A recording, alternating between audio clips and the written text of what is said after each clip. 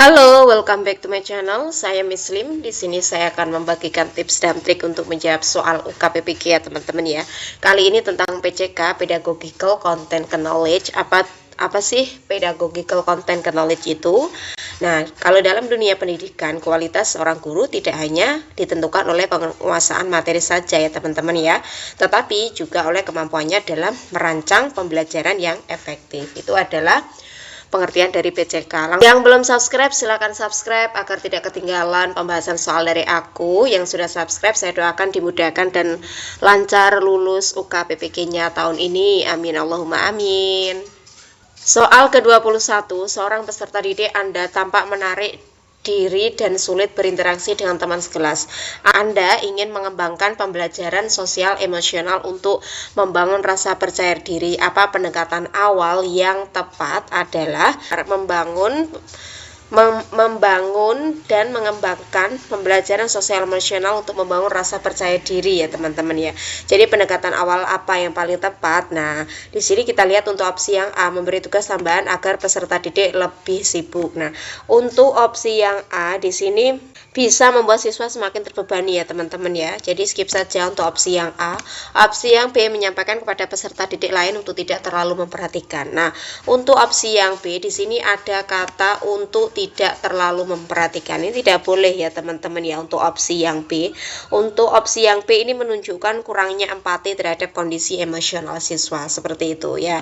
Jadi skip saja opsi yang B. Opsi yang C, melibatkan peserta didik tersebut dalam kegiatan kelompok yang suportif. Nah, untuk opsi yang C ini bagus ya teman-teman ya. Ini membantu mengembangkan rasa percaya diri dan rasa memiliki dalam komunitas kelas. Seperti itu ya teman-teman, bagus untuk opsi yang C. Opsi yang D, memberi nilai yang lebih tinggi sebagai bentuk motivasi. Nah, untuk opsi yang D di sini bisa membuat siswa semakin terbebani. Itu juga seperti opsi yang B ya teman-teman ya. Bisa membuat siswa semakin terbebani, seperti itu ya. Jadi untuk opsi yang E, mengabaikan masalah sosial dan fokus pada pencapaian akademik. Nah, untuk opsi yang E ini ada kata mengabaikan, itu juga termasuk menunjukkan kurangnya empati terhadap kondisi emosional siswa ya.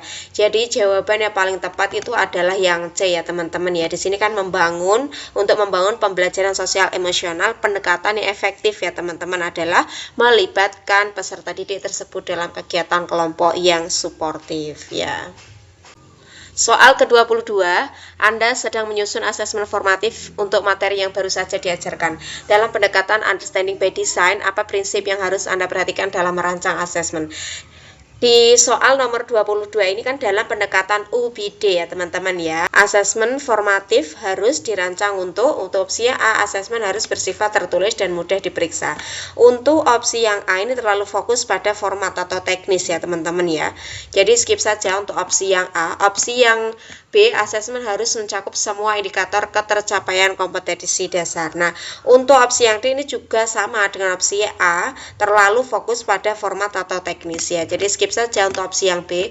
Opsi yang C harus dirancang untuk mengukur pemahaman mendalam, bukan sekedar hafalan. Nah, ini bagus ya teman-teman ya untuk opsi yang C, bukan sekedar hafalan ya. Hal ini memastikan bahwa peserta didik benar-benar memahami konsep inti materi ya. Bagus untuk opsi yang C. Opsi yang D, asesmen sebaiknya berupa pilihan ganda untuk objektivitas. Nah, untuk opsi yang D ini juga sama dengan opsi A dan B ya teman-teman, karena juga terlalu fokus pada format atau teknis ya. Untuk opsi yang E, asesmen dibuat berdasarkan jumlah soal dalam buku guru. Nah, untuk opsi yang E di sini hanya menyesuaikan dengan buku tanpa mempertimbangkan konteks ya. Jadi jawaban yang paling tepat adalah opsi yang C. Soal ke-23, Anda memberikan tugas proyek kepada peserta didik. Setelah beberapa hari, Anda melihat ada peserta didik yang kesulitan memulai karena bingung menentukan pendekatan. Apa yang sebaiknya Anda lakukan? Nah, di sini kan jika peserta didik bingung dalam memulai proyek ya teman-teman ya, guru sebaiknya harus bagaimana? Untuk opsi yang A, memberikan petunjuk umum dan meminta peserta didik menyelesaikannya sendiri. Nah, untuk opsi yang A di sini itu terlalu umum ya teman-teman ya, terlalu umum ya. Jadi skip saja untuk opsi yang A. Opsi yang B, memberikan contoh karya dari tahun sebelumnya, memberikan contoh dari memberikan contoh karya dari tahun sebelumnya. Untuk opsi yang A ini juga terlalu umum ya teman-teman ya, jadi skip saja untuk opsi yang B. Opsi yang C menawarkan opsi pendekatan tugas yang disesuaikan dengan gaya belajar peserta didik. Nah, untuk opsi yang C di sini bagus ya teman-teman, ini membantu mereka menemukan titik awal dan tetap merasa berdaya dalam mengerjakan tugas. Bagus ya teman-teman untuk opsi yang C. Kita bandingkan dengan opsi yang lainnya. Untuk opsi yang D mengurangi beban tugas untuk peserta didik yang tampak kesulitan. Untuk opsi yang D ini bisa dianggap mengurangi ya teman-teman ya, mengurangi tantangan pembelajaran ya. Untuk opsi yang E menyerahkan kepada peserta didik untuk menemukan caranya sendiri. Untuk opsi yang E ini kita skip ya teman-teman karena juga terlalu umum ya. Jadi jawaban yang paling tepat adalah opsi yang C. Soal ke-24, dalam suatu sesi diskusi, seorang peserta didik mengungkapkan bahwa dalam budaya keluarganya, anak tidak diperbolehkan berbicara terlalu banyak di depan orang dewasa. Bagaimana Anda menyikapi ini dalam konteks pembelajaran aktif di kelas?